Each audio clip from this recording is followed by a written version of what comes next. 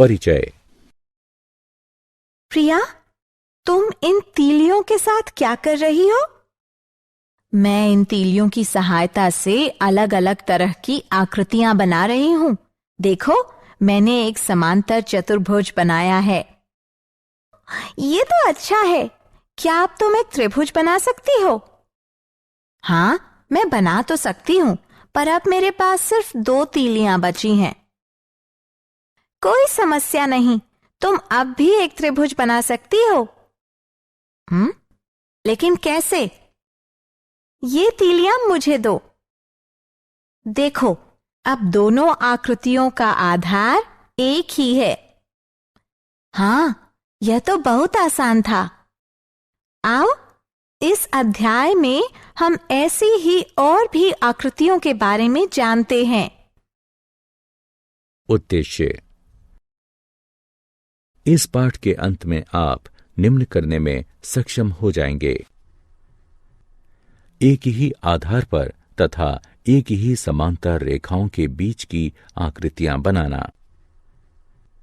एक ही आधार पर तथा एक ही समांतर रेखाओं के बीच के समांतर चतुर्भुजों को समझना। एक ही आधार पर तथा एक ही समांतर रेखाओं के बीच के त्रिभुजों को समझना। समांतर चतुर्भुजों और त्रिभुजों के क्षेत्रफल से संबंधित प्रमेयों को सिद्ध करना। समांतर चतुर्भुजों और त्रिभुजों के क्षेत्रफल से संबंधित उदाहरणों को हल करना।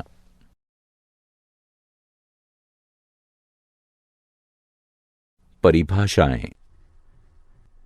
किसी भी समतल क्षेत्र के विस्तार अथवा उसकी माप को उस क्षेत्र का क्षेत्रफल कहते हैं। और क्या आप जानते हैं कि समतल क्षेत्र क्या है?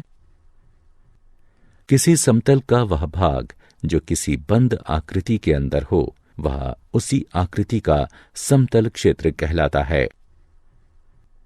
2 सर्वांग सम आकृतियों के क्षेत्रफल समान होते हैं, लेकिन समान क्षेत्रफल वाली आकृतियां सर्वांग सम हों, यह आवश्यक नहीं है। किसी आकृति के क्षेत्रफल को AR से भी दर्शाया जा सकता है। उदाहरण के लिए, त्रिभुज ABC का क्षेत्रफल के स्थान पर AR ABC भी लिखा जा सकता है।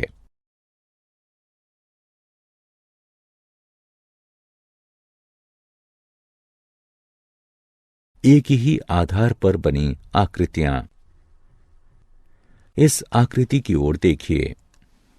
यहां 2 आकृतियां हैं, एक आयत ABCD और एक समांतर चतुर्भुज CDEF। अब हम देख सकते हैं कि दोनों आकृतियों में आधार CD उभयनिष्ठ है। ठीक इसी तरह इस आकृति में त्रिभुज ABC और त्रिभुज BCD एक ही आधार BC पर स्थित हैं। अब इस आकृति को देखें। इसमें एक त्रिभुज ECD और एक समांतर चतुर्भुज ABCD दोनों एक आधार यानी CD पर स्थित हैं।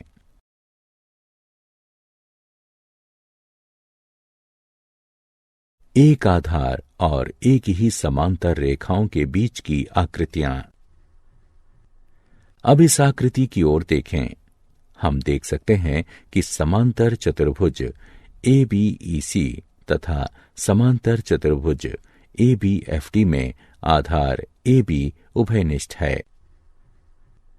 साथ ही समांतर चतुर्भुज ABEC के शीर्ष C और E जो भुजा AB के सम्मुख हैं तथा समांतर चतुर्भुज ABFD के शीर्ष D और F जो भुजा AB के सम्मुख हैं, एक ही भुजा CF पर हैं जो AB के सम्मुख है।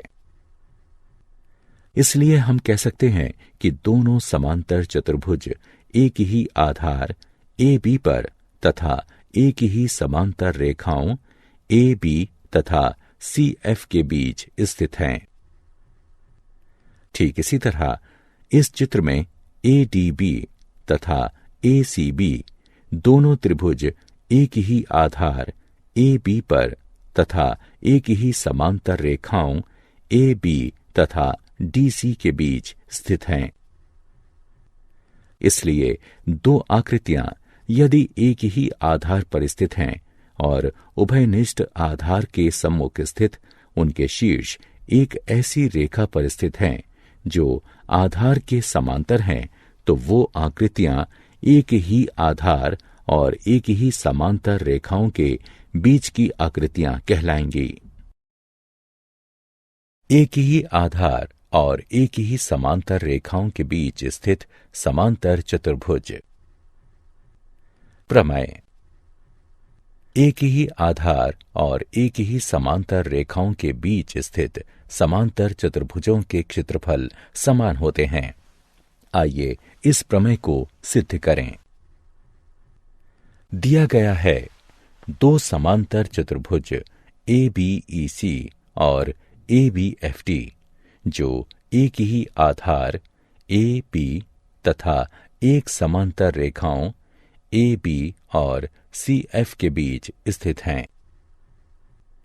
हमें यह सिद्ध करना है कि ए बी ई सी का क्षेत्रफल बराबर है ए बी एफ डी के क्षेत्रफल के।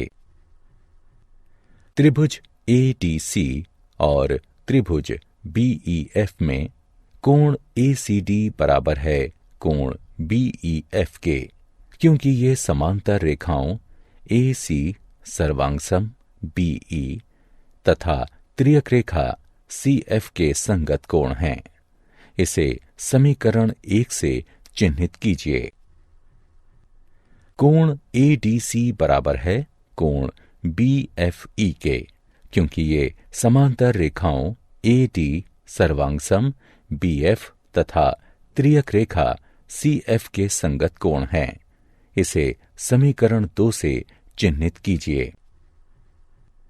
इसलिए त्रिभुज के कोण योग गुण के अनुसार कोण सी ए डी बराबर है कोण ई बी एफ के। इसे समीकरण 3 से चिन्हित कीजिए। साथ ही ए सी बराबर है बी ई के। ये समांतर चतुर्भुज ए बी ई सी की सम्मुख भुजाएं हैं। इसे समीकरण 4 से चिन्हित कीजिए। इसलिए ए एस ए नियम द्वारा समीकरण 1, 3, 4 का प्रयोग करते हुए त्रिभुज ए डी सी और त्रिभुज बी ई एफ सर्वांगसम हैं। जो कि सर्वांगसम आकृतियों के क्षेत्रफल समान होते हैं, इसलिए ए डी सी का क्षेत्रफल बराबर है बी ई एफ के क्षेत्रफल के। इसे समीकरण 5 के रूप में चिन्हित कीजिए। अब ए बी ई सी का क्षेत्रफल बराबर है ए डी सी के क्षेत्रफल जमा ए बी ई डी के क्षेत्रफल के। हम जानते हैं कि ए डी सी बराबर है बी ई एफ के। इसलिए हम इसे इस तरह भी लिख सकते हैं कि समीकरण 5 का उपयोग करते हुए ए बी ई सी का क्षेत्रफल बराबर है बी ई एफ के क्षेत्रफल जमा ई डी ए बी के क्षेत्रफल के, जो ए बी एफ टी के क्षेत्रफल के बराबर है। इसलिए समांतर चतुर्भुज ए बी ई सी तथा ए बी एफ टी दोनों के क्षेत्रफल बराबर हैं।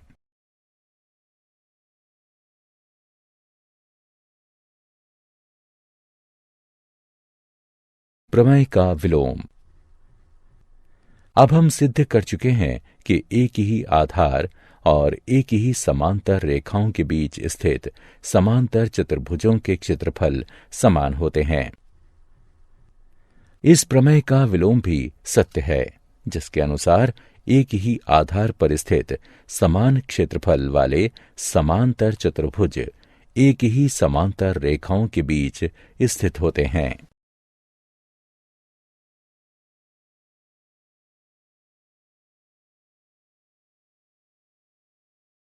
उदाहरण: यदि एक समांतर चतुर्भुज और एक त्रिभुज एक ही आधार और एक ही समांतर रेखाओं के बीच स्थित है, तो सिद्ध कीजिए कि समांतर चतुर्भुज उसी त्रिभुज जैसे दो त्रिभुजों से बना होता है।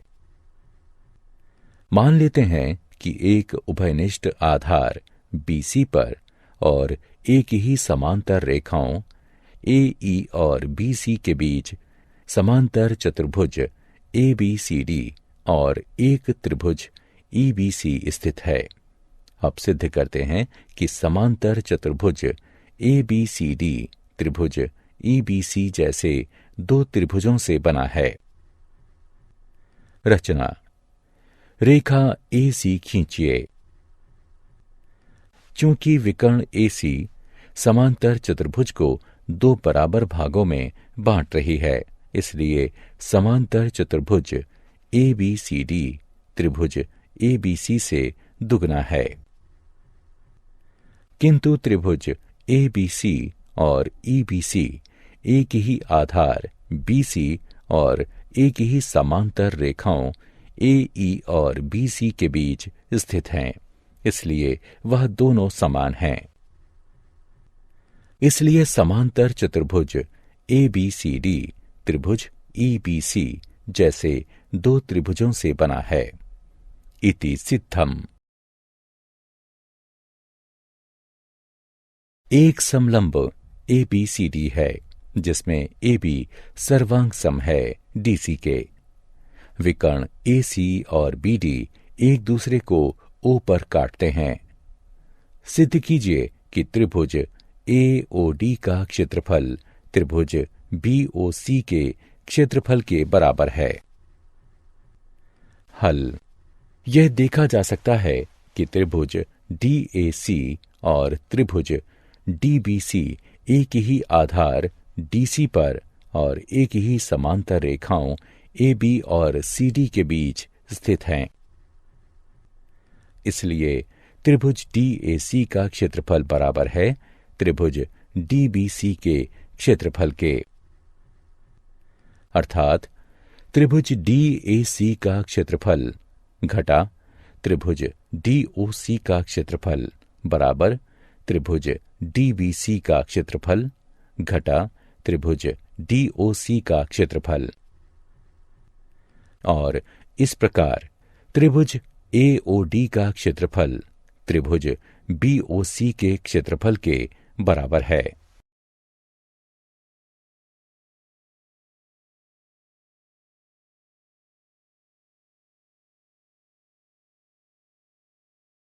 एक ही आधार तथा एक ही समांतर रेखाओं के बीच स्थित त्रिभुज।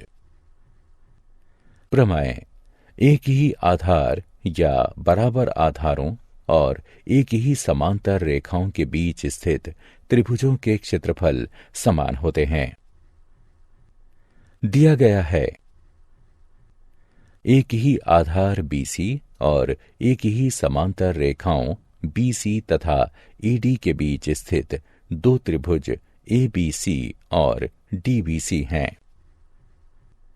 सिद्ध करना है त्रिभुज ABC का क्षेत्रफल बराबर है त्रिभुज DBC के क्षेत्रफल के। रचना।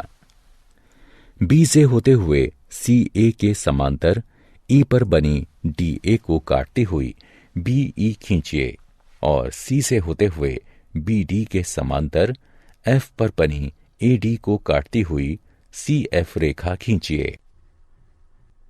उत्पत्ति। निर्माण के अनुसार हमारे पास दो समांतर रेखाएं BE और CA हैं और BC EA के समांतर है, ये हमें दिया गया है। इसलिए चतुर्भुज BCAE एक समांतर चतुर्भुज है। ठीक इसी तरह BCFD भी एक समांतर चतुर्भुज है। अब समांतर चतुर्भुज BCAE तथा समांतर चतुर्भुज BCFD एक ही आधार BC तथा एक ही समांतर रेखाओं BC तथा AD के बीच स्थित हैं।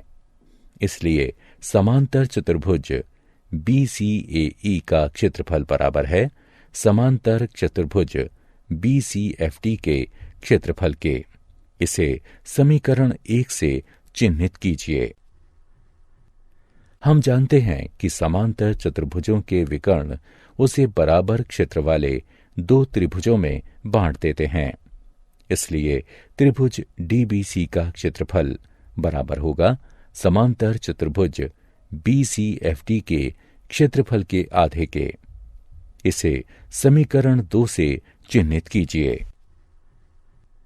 और त्रिभुज ABC का क्षेत्रफल बराबर है समांतर चतुर्भुज BCAE के क्षेत्रफल के आधे के। इसे समीकरण 3 से चिन्हित कीजिए। अब समीकरण 1 से समांतर चतुर्भुज BCAE का क्षेत्रफल बराबर है समांतर चतुर्भुज BCFD के क्षेत्रफल के। इसलिए समांतर चतुर्भुज BCFD का आधा क्षेत्रफल बराबर है समांतर चतुर्भुज BCAE के आधे क्षेत्रफल के। इसलिए सिद्ध होता है कि त्रिभुज ABC का क्षेत्रफल बराबर है त्रिभुज DBC के क्षेत्रफल के। इस प्रमेय का विलोम कथन भी सत्य है, जिसके अनुसार समान क्षेत्रफल वाले दो त्रिभुज जिनके आधार एक ही हैं या बराबर हैं, एक ही समांतर रेखाओं के बीच स्थित होते हैं।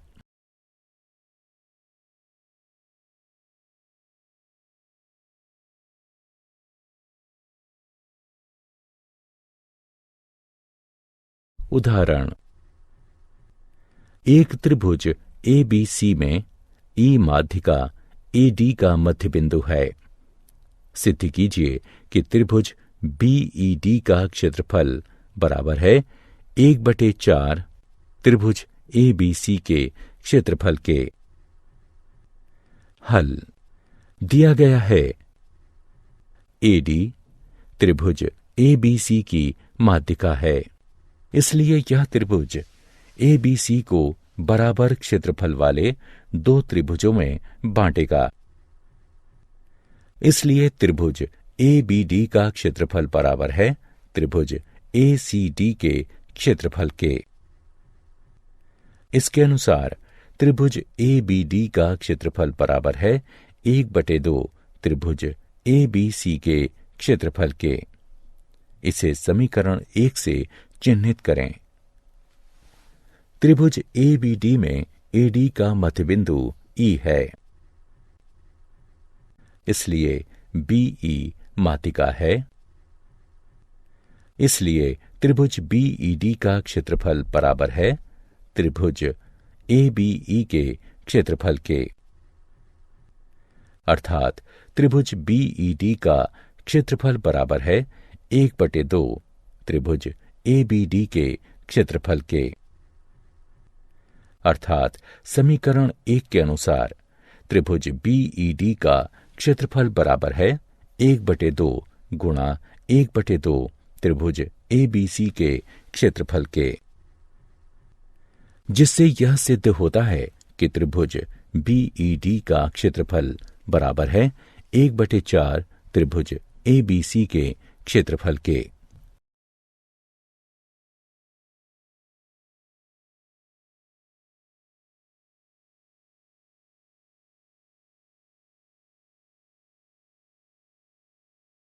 सिद्ध करिए कि किसी समांतर चतुर्भुज के विकर्ण उसे बराबर क्षेत्रफल वाले 4 त्रिभुजों में विभाजित कर देते हैं।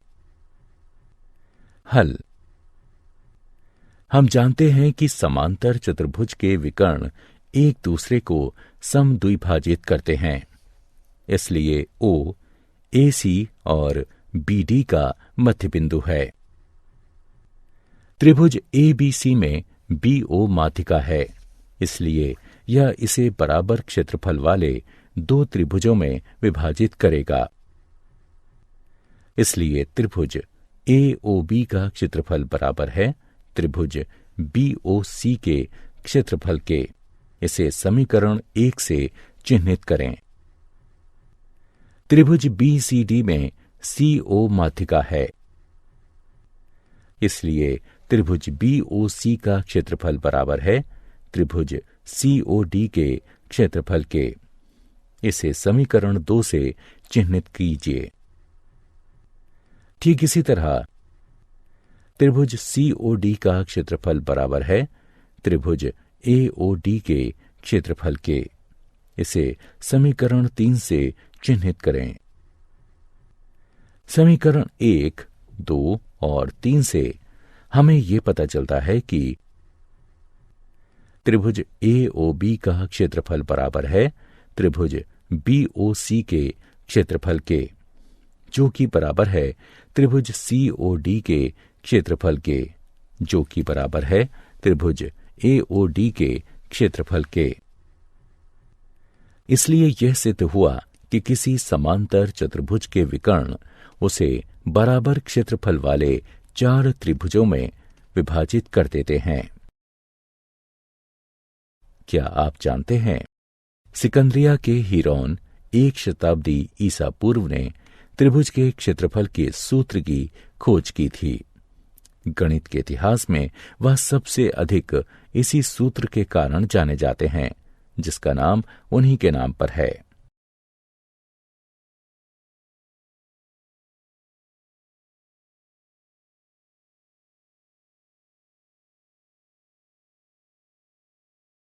सारांश।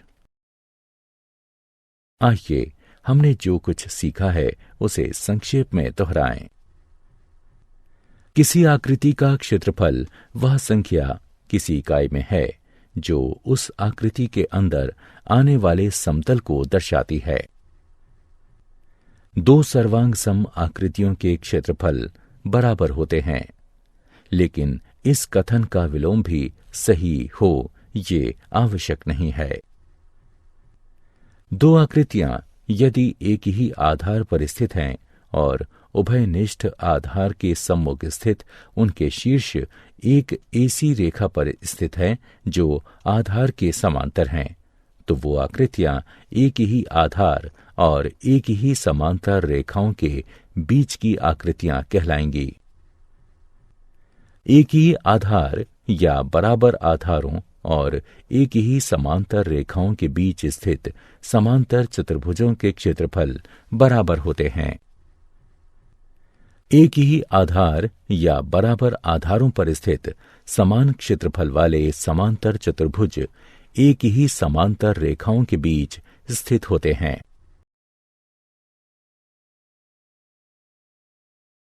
एक ही आधार या बराबर आधारों और एक ही समांतर रेखाओं के बीच स्थित त्रिभुजों के क्षेत्रफल समान होते हैं। किसी त्रिभुज का क्षेत्रफल उसके आधार और लंब के गुणनफल का आधा होता है। एक ही आधार या बराबर आधारों पर स्थित समान क्षेत्रफल वाले त्रिभुज एक ही समांतर रेखाओं के बीच स्थित होते हैं। एक त्रिभुज की माध्यिका उसे बराबर क्षेत्रफल वाले 2 त्रिभुजों में बांटती है। एक ही आधार या बराबर आधारों पर स्थित समान क्षेत्रफल वाले समांतर चतुर्भुज एक ही समांतर रेखाओं के बीच स्थित होते हैं। एक त्रिभुज की मध्य उसे 2 बराबर क्षेत्रफल वाले त्रिभुज में बांटती है।